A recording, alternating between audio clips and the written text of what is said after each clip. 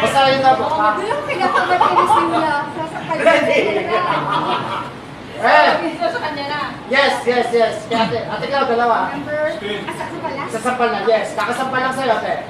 5. Hoy! Ano yan? Kinalo mo? Cuts. Uy, wait lang nga, sorry guys. Rolling yan. Meron na. Action, sasampal na si, Diamond. 5. Pakasampal lang sa ate, ha? 5, 4, 3, 2, and react kayo. Action! Abadoy. Parang ganito. Parang ganito sa'yo eh. Ganyan nila. Alam ko na. Kapatay na lang. Sige. Kasi Hoy! Sorry po.